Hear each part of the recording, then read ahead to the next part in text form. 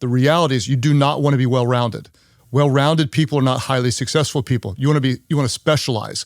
So if there's some weakness holding you back, you got to develop it, even if you don't like it. But there's some things that you don't ever need to be good at. So don't try to develop all your weaknesses, just the ones that are holding you back, just the ones that are essential for your role. We're going to answer questions today from some of our emerging leaders, some of the younger leaders in our leadership community.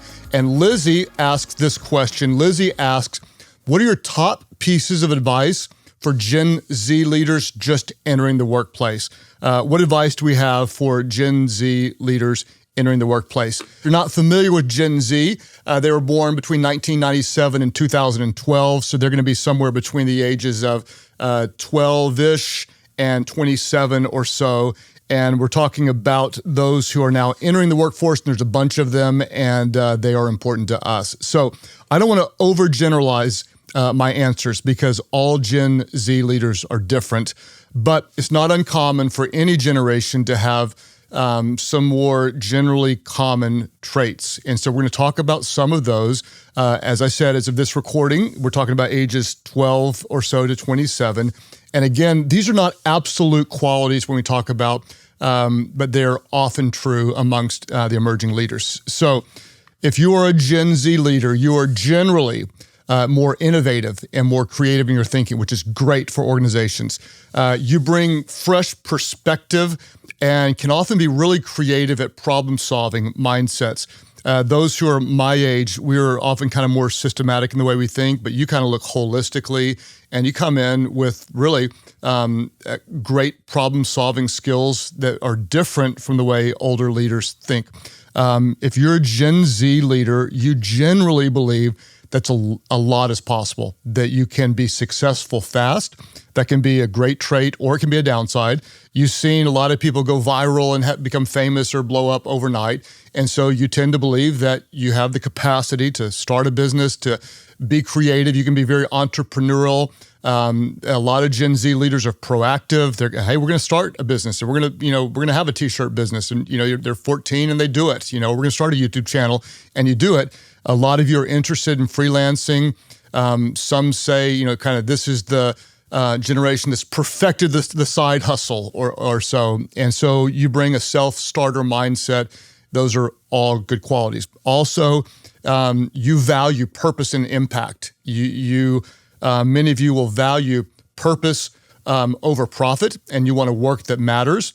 I would say you want to make sure you are profitable, just from someone who knows that you have to be profitable to continue doing work that matters. But nevertheless, you value purpose over profit.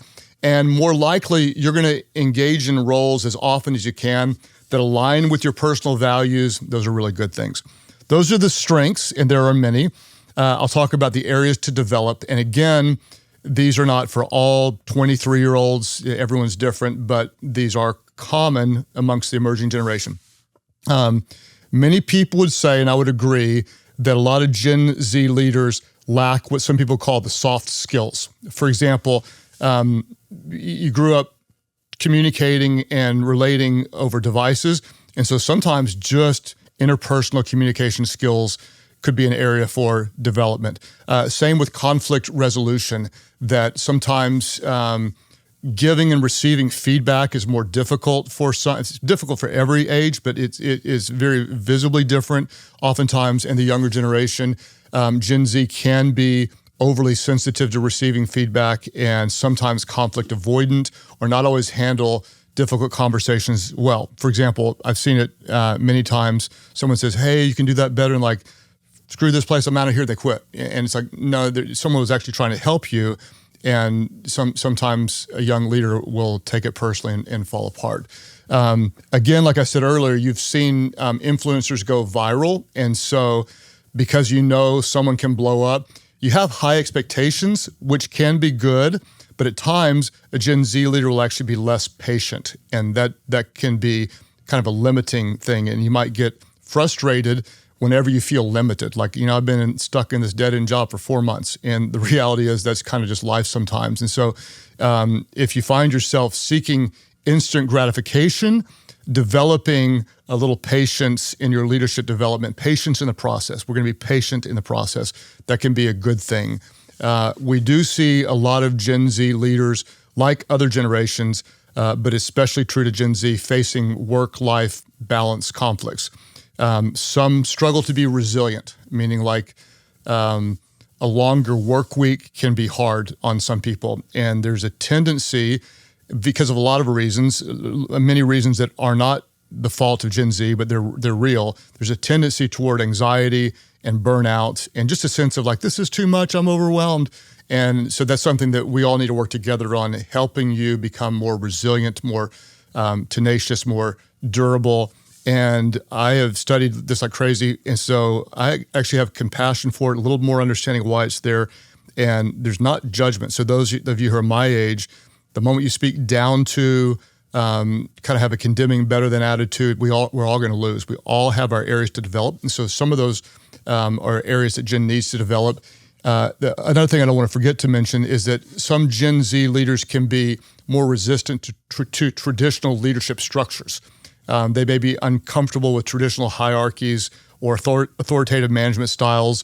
And I may not prefer them, but sometimes you're going to work in an environment where those things are there. And so you might need to get a little more tolerant or adapt to some situations that may be different than your expectations. So the question was, and I spent a long time getting to the answer, but what advice do you have for Gen Z?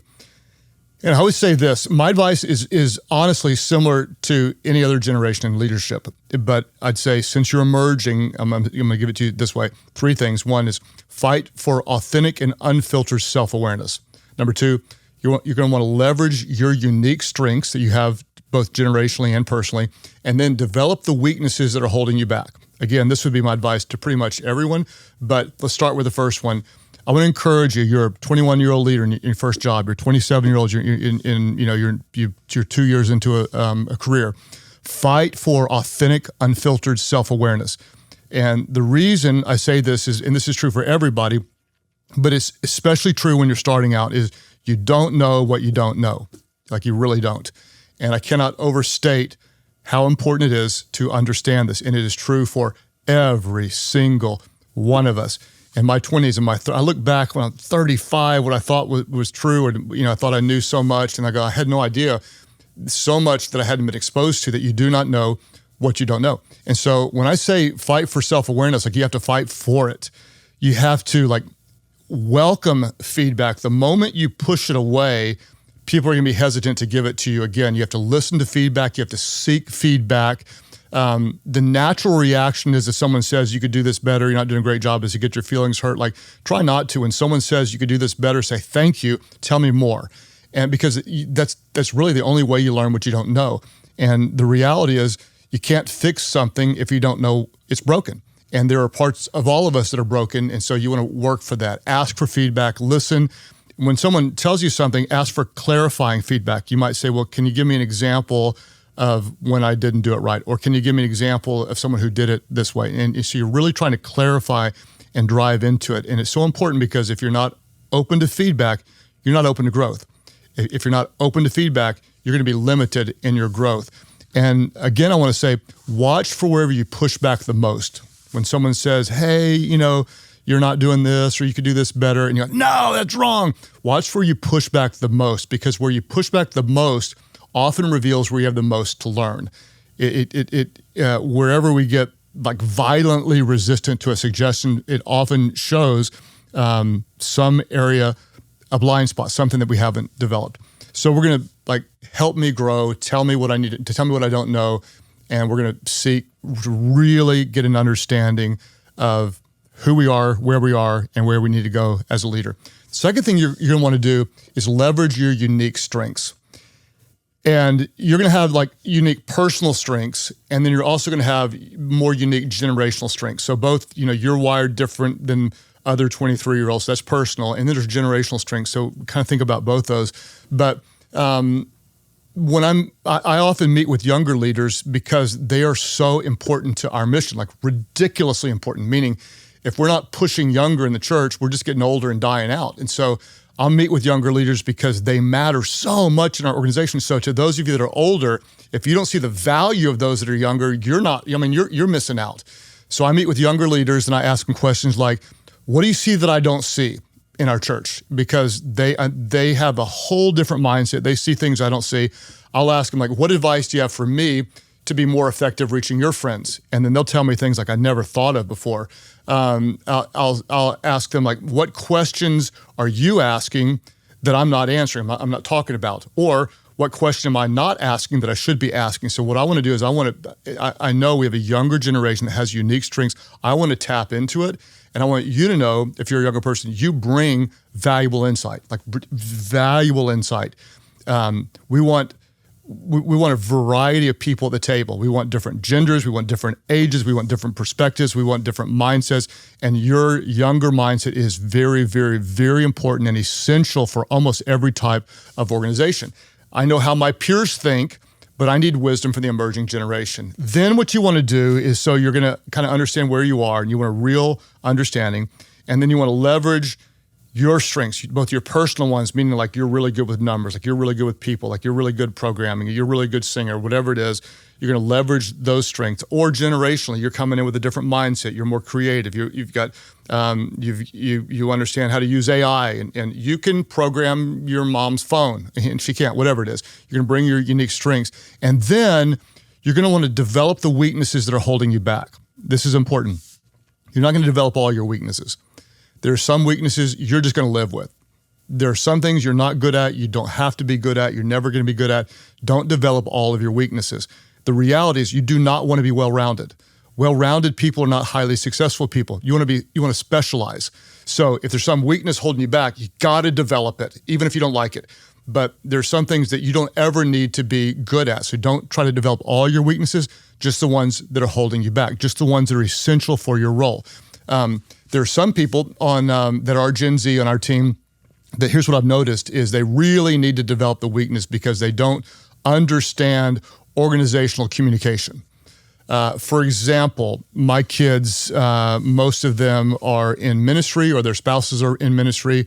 And when my kids came on at the age of 20, whatever, they didn't really care about email because in the homeschool world, that wasn't a big thing and they didn't know email. Well, on our team, a lot of communication takes place on email.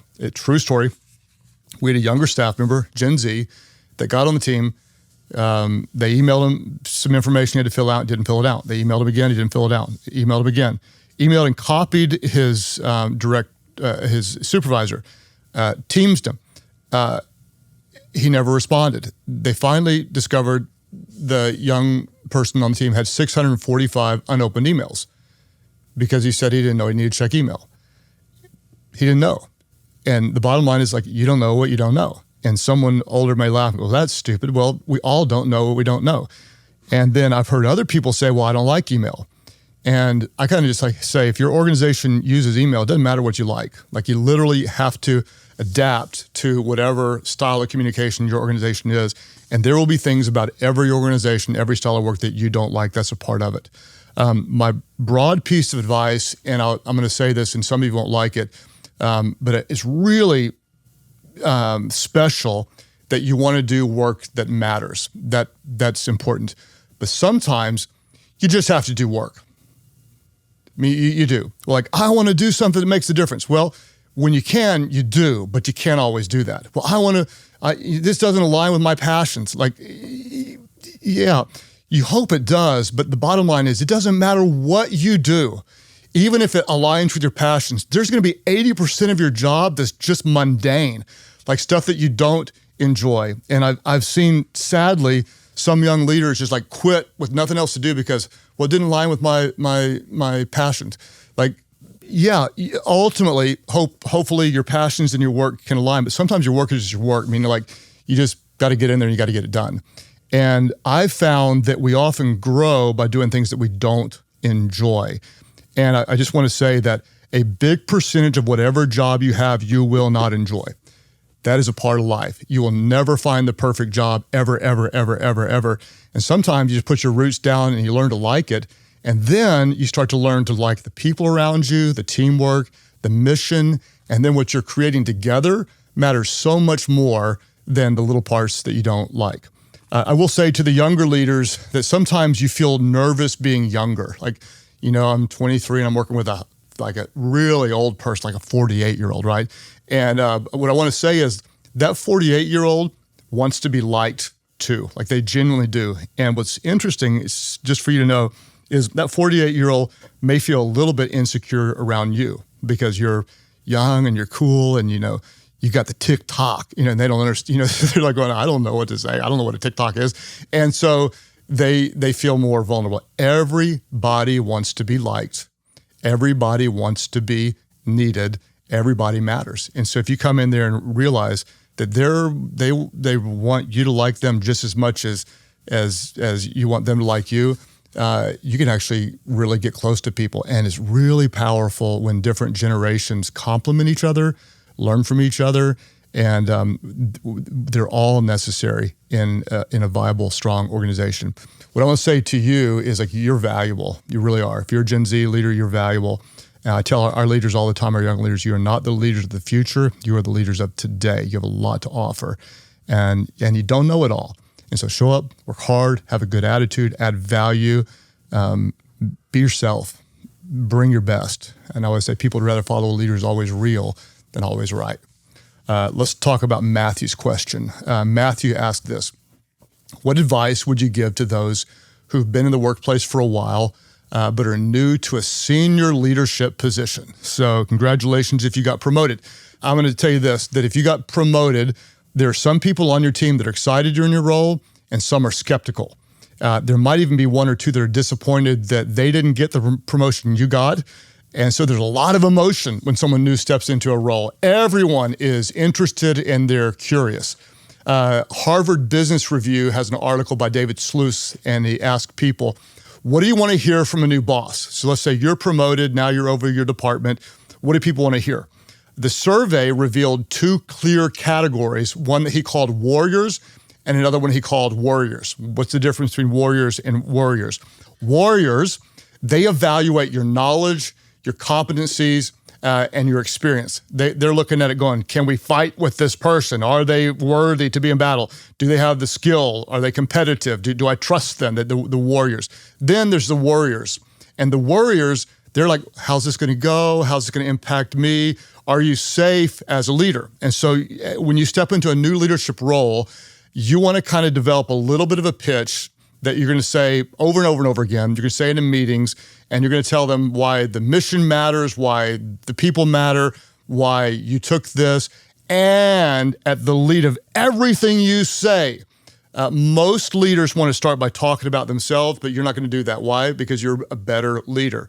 You're going to start with a you, Y-O-U, a you-focused approach to your leadership. You're going to do a little pitch. You're going to talk to people. You're going to be in a meeting the first time they're going to see you in that role, and you're going to do a you-focused pitch. And I suggest you go something like this. You're going to start and say, hey, welcome. Hey, I'm guessing all of you may be a little nervous about the new guy or the new gal, right? You've got lots of questions, and you're wondering, how is this going to impact you now that I'm in the role? Well, we got a lot to learn, and so I'm going to start by getting to know you. I want to find out more about what you value. I'm going to tell you a little bit about me, and I'm going to share my 30-day plan with you, okay? So let me just slow that down for a minute. And what are you going to do? You're going to start in, and you're going to acknowledge they got a new boss, and they're going, how in the world is this going to impact me? Is my new boss competent? Is my new boss safe? And so you're going to come in and say something like, hey, you're probably a little uncomfortable, or you might be curious, or you get lots of questions. How's it going to impact you? You're leading with a you focus. And then you're going to go, well, no, let me tell you about me. No, I want to get to know you, and I want to give you the chance to hear a little bit of my story. But you start with them, and then you're going to say something like, and here's the 7-day plan, the 30-day plan, or whatever. You're not going to come and say, here's our 5-year goal, and here's how everything's going to change. What you're going to do is you're going to present a little plan, and it's going to be short and loose, but you want to have some sort of a plan. 30-day plan, 7-day plan.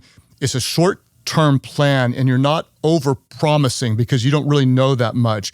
But what you are doing is you're communicating. We've got some direction, and you're starting to build trust. Your plan might just be, I'm going to interview everybody and find out where they are. Your plan might be to meet with the person who's before you, or to meet with your supervisors. Your plan might be to go and investigate the culture, whatever it is. It's just a real loose, hey, here's the first few things we're going to do together. And remember, you're talking to two groups. You got warriors and you got warriors, and you're helping them see both that you are competent and you're easing their fears. You're doing it at the same time. And before you formulate a strategy, don't come in thinking you know a lot. You want to come in and observe and listen and assimilate everything. Then I'm going to give you a real short masterclass on the basics of leadership. I normally add maybe two things to this, but I'm going to keep it real simple. You're going to lead with the basics. You're new to a role, and what are you going to do? You're going to think vision, values, people, culture, systems, and accountability. You're going to walk in, you're going to think vision and values. You're going to think people, leaders, who's in the role. You're going to think culture. You're going to think systems. You're going to think accountability. You're going to think vision, because where there is no vision, the people perish. Every organization ends up somewhere. If you end up somewhere on purpose, we're going to end up somewhere on purpose. Here's the vision. Here's where we're going. You're going to think values. Why? Because what you value determines how you behave. What you believe determines what you do. What are our cultural values? You're going to think people. Why? Because the potential of your organization rests on the strength of its people. Do you have the right people and the right seats on the bus? The people matter, the people matter, the people matter. The people create the culture, the system, the accountability. So your people, vision, values, people, culture. Someone said culture eats strategy for breakfast, okay? Culture, when you have the right culture, it corrects the wrong behaviors. When you have the wrong correctors, anything goes. And so we're going to create the culture. They're the parameters that are built on the values. You're going to create the right systems. A system is how we accomplish the what. That's what it is, how we accomplish the what. To quote James Clear, you don't rise to the level of your goals, you fall to the level of your systems. And then you're going to have accountability. That's who does what and by when. Accountability closes the gap between intentions and action. You got vision, values, people, culture, systems, and accountability. And that's how you lead. You're new, you're getting to know people, you have a you-focused attitude, and you're focused on the basics. And that's how you approach a new job. Let's do one more. Adam asked this question. He said, in your interview with Cent Marshall, if you missed that episode, Cent is the CEO of the Dallas Mavericks. You can pick it up on episode 136. When you interviewed Cent, Adam said, she noted that her first step in a new role was to interview every employee. Can you share what questions you would ask in that same situation? I like this. Cent is brilliant. She was successful at AT&T and rose to high in leadership. And she would come in anytime she was in a new role and go on a Q&A tour. And she would start with saying, tell me your story. And people would say, I started working here 4 years ago in the such and such department. She said, no. No, not your work story. Like, are you a person? Tell me your story. Where were you born? Tell me about your childhood. And she got to know the people and heard their stories. Super, super important. We put together 20 questions you can ask on a tour like this. For the sake of time, I'm going to give you 5. If you want all 20, we will put that in the leader guide. Go to Life.Church/leadership podcast. If you don't subscribe to the leader guide, we'll send that to you. I'll give you 5. And I want you to see why we're asking this type of questions, not the normal questions. I would ask something like this. Hey, what's something unique about you that most people don't know that shaped you to become who you are? We're hearing their story. What have they overcome? What shaped you? What made you who you are? And they might talk about, I was an alcoholic, or my mom and dad got divorced, or I was broke when I was a kid, or whatever. And they're going to open up to you. Number 2, I'd ask, what's something you're most proud of that you've done in the last year? But what are you doing there? You're helping them tell you what you value, what they value. Like, this is something I'm proud of. And they might say, it's that my kid did something or another, or that I made it to 10 years of marriage, or whatever. It might be a work accomplishment that I did this project, but you're tapping into what matters to them. Number 3, I'd ask this: what's the best compliment you've ever received at work? Now, what you're doing there is you're finding out what's really important to them. They'll say, like someone said, you're always on time. Okay, they value timeliness. You're the most encouraging person. Okay, they value encouragement. So what you're doing is you're finding out what's important to them. And then when you want to compliment them, you might compliment them in the spirit of what they said, if that's true. But that's really important. You're learning about them. Number 4, ask, what's something that your previous boss never asked you that you wish he or she'd ask you? It's a real wide open question that gives them plenty of room to really say kind of whatever was on their heart. And they'll tell you the question, then of course you ask it to them. And that's getting into the really intimate, more important things that can help you lead well. And then you might ask this, what's the best way for me to earn your trust? And then again, you're going to see what's really important to them, and they're going to open up, and they will know that you genuinely care about them. If you want the whole list of questions, go to Life.Church/leadership podcast. We'll send you the whole list. And these are great questions. Don't ask them all. Make them your own. Be sincere, be genuine, and you can make a difference. I'm going to say this before we wrap up, and then I'm going to wrap up. We want to give away some books, and a book that I read that was really helpful to the emerging generation is called The Anxious Generation by Jonathan Haidt. It helped me understand why the emerging generation battles with anxiety, tension, and such. It's great for parents, and it's great for those who are leading the next generation. At this point, I want to say to those of you that are leading, no matter what, you want to show value to the people that you lead. You do this because you care about them. And when you start with a you-focused attitude, that's one of the reasons I want to give you a chance to win the book. Just go to the, if you want to win one of the copies, go to YouTube and type in, I don't want to be anxious. Let's do that. I don't want to be anxious. We'll draw 5 winners. And then whenever you're leading at any age, you're young in leadership, you're leading the younger generation, again, what you want to do is you want to say, I genuinely care about you.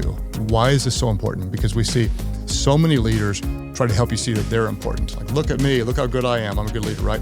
Many leaders try to help you see that they're important, but the best leaders try to help you see that you are important. And I want to say that to you. You are important.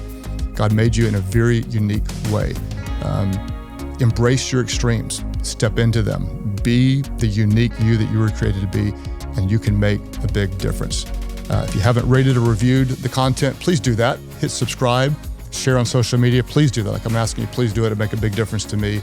And then I'm going to work hard to bring you new content, different content that speaks directly to your leadership, because what you do matters. You matter.